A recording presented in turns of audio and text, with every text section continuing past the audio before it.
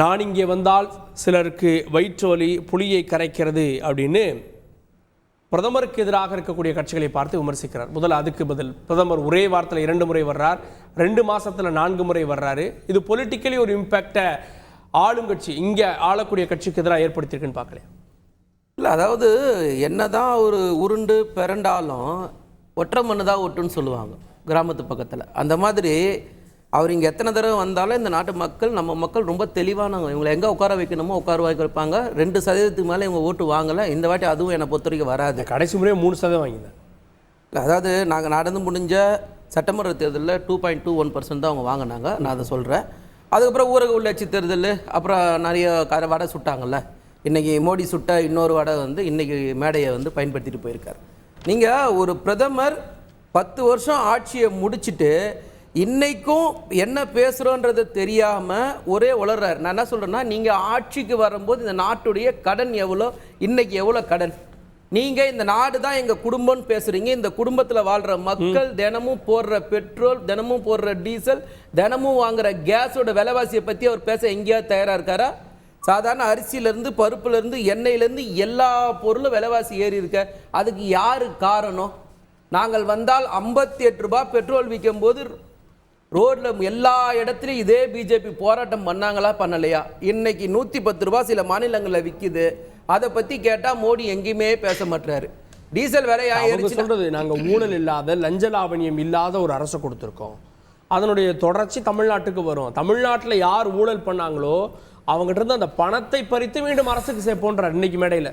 இல்லை, இப்போ 5G ஏல ஊழல் என்ன கணக்கு, ரஃபேல் ஊழல் என்ன கணக்கு, துவாரகா எக்ஸ்பிரஸ் என்ன கணக்கு, அதுக்கப்புறம் இன்னைக்கு தேர்தல் பத்திரம் வாங்கினேன்னு உச்சநீதிமன்றம் ஊழல்ன்றீங்களா? இது இழப்பு இல்லை. நீங்க பழைய விஷயத்த ஊழல்னு சொன்னா இதுவும் ஊழல் தான்.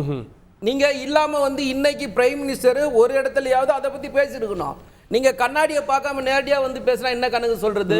நான் என்ன சொல்றேன்னா, சிஏஜி அறிக்கையில வெளிப்படையா சொன்னாங்களா இல்லையா 7.5 லட்சம் கோடி ஊழல்னு? அந்த அதிகாரிகள் நீங்க டிரான்ஸ்ஃபர் பண்ணீங்களா இல்லையா? அதை பற்றி எங்கேயாவது பிரதமர் ஏன் பேச மாட்டாரு?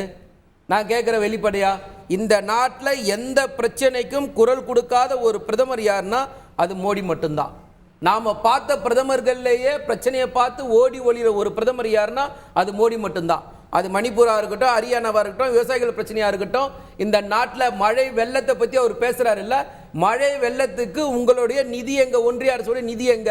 குஜராத்ல மழை வரும்போது வெள்ளம் வரும்போது அந்த குஜராத்துக்கு ஓடி போய் பார்க்குற மோடி ஒன்றிய அரசு நிதியில இருந்து 1000 கோடி நிதியை கொடுத்துட்டு, இறந்தவங்களுக்கு 2 லட்சம் ரூபாய் நிதி கொடுத்துட்டு, பாதிக்கப்பட்டவங்களுக்கு 50,000 ரூபாய் நிதி கொடுத்த மோடி அவர்கள் இன்னைக்கு ஏன் தமிழ்நாடு கேட்கும் போது பாதிக்கப்படும் போது ஏன் நிதி கொடுக்க தயாரா இல்ல? கேட்போம். திரு ஜேவிசி, பிரதமர் எத்தனை முறை வந்தாலும் தமிழ்நாட்டுடைய டைனமிக்ஸ் மாற போறது இல்ல. பாஜகவுக்கு 2-3% தான் ஓட்டு. அவர் எத்தனை முறை வந்தாலும் பிரச்சாரம் பண்ணலாம், வாக்கு கிடைக்காதுன்னு பாக்குறாங்க. பதில் என்ன ஜேவிசி? பூனை தூங்கிடுச்சுன்னா உலகமே இருண்டுச்சுன்னு கொள்ளக்கூடாது. அதை முதல்ல பார்க்கணும்.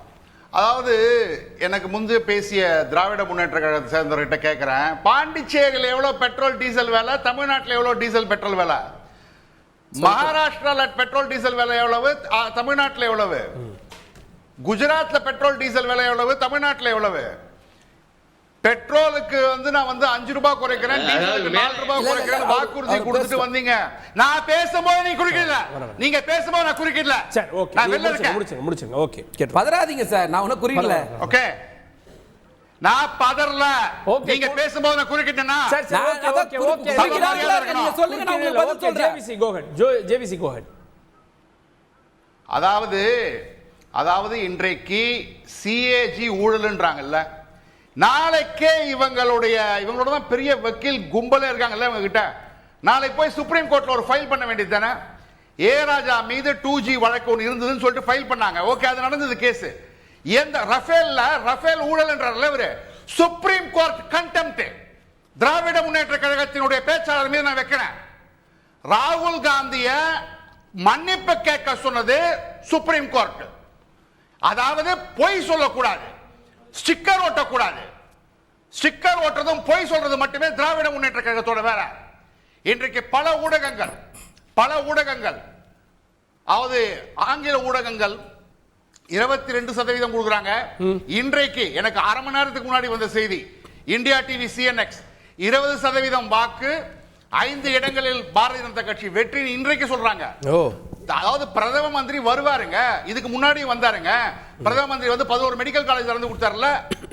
உங்களுக்கு ரயில்வே அலோகேஷன் யூபி அரசாங்கத்தின் போது 6 வருடங்களுக்கு அவங்க அலோகேட் பண்ணது 900 கோடி. இந்த ஒரே வருடத்தில் மத்திய அரசாங்கம் அலோகேட் பண்ணது 6000க்கும் மேல கோடி. 41 வந்தே பாரத் எக்ஸ்பிரஸ் ஓடுது. அதுல 6 வந்தே பாரத் எக்ஸ்பிரஸ் தமிழ்நாட்டில் இருந்து. ஓகே, இதுதான் தமிழ்நாட்டுக்கு வளர்ச்சி. இவர்கள் 2019 ஒரு பொய்யான பிம்பத்தை ஏற்படுத்தி கோபேக் மோடி வந்து நம்ம தப்பு பண்ணிட்டாரு, துரோகம் பண்ணிட்டாரு, அது இதுன்னு பொய்யான பிரச்சாரத்தை வச்சு இவங்க ஜெயிச்சாங்க. பாரதிய ஜனதா கட்சி தோற்றது. இன்றைக்கு தமிழக மக்கள் அதை கேட்பதற்கு தயாராக இல்லை.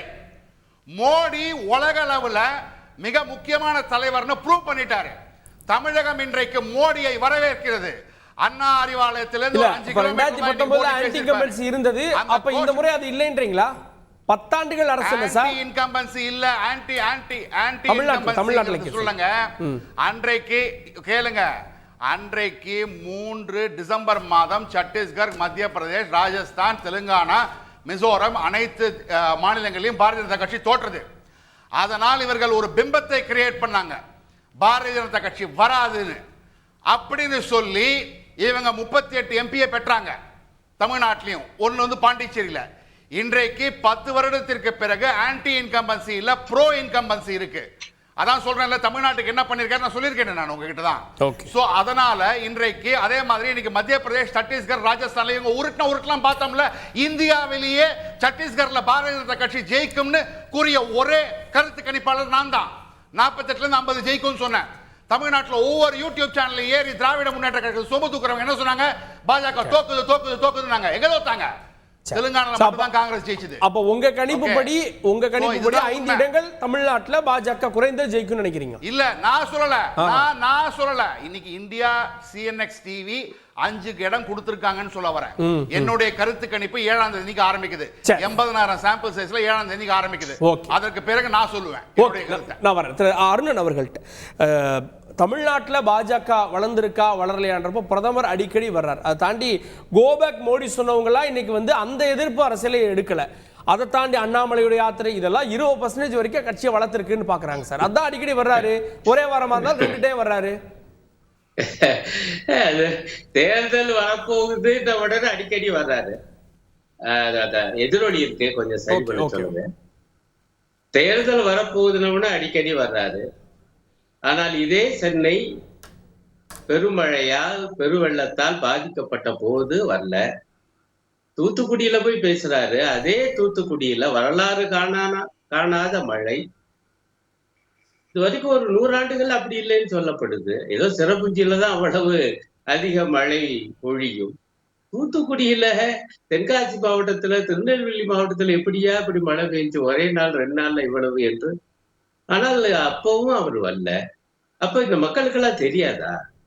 என்னங்க அப்பெல்லாம் வராதவர் இப்ப வந்திருக்காரு, என்ன விஷயம்? அதை விட கொடுமை பாருங்க. இப்பவும் கூட நான் அப்படி பேச்ச போறான் கேட்டேன். இப்ப சென்னையில் அவர் பேசிய பேச்சு, பிரதமருடைய பேச்சு. இப்பவும் இவ்வளவு நிவாரணம் தேசிய பேரிடர் நிதியிலிருந்து சென்னை மக்களே உங்களுக்கு தர்றேன், தூத்துக்குடி மக்களே உங்களுக்கு தர்றேன்னு சொல்லல. மாறாக நானே ஆச்சரியப்பட்டு போயிட்டு மாநில அரசை தாக்குறாரு. இவங்க வந்து ஒண்ணு நிவாரணமே பண்ணல, வெறும் விளம்பரம் தான் பண்ணாங்க அப்படின்னு பிரதம மந்திரி சொல்றாங்க. 900 கோடி ரூபாய் விடுவிச்சிருக்காங்கல்ல மாநில பேரிடர் நிதியை. ஏகால் மாநில பேரிடர் நிதி, அதான் கவனமா தேசிய பேரிடர் நிதினு சொன்னேன். அது 2வது தவணை தர வேண்டியது. அதைத்தான் கொடுத்தாங்க. ஏற்கனவே தராம வச்சிருந்ததை கொடுத்தாங்க.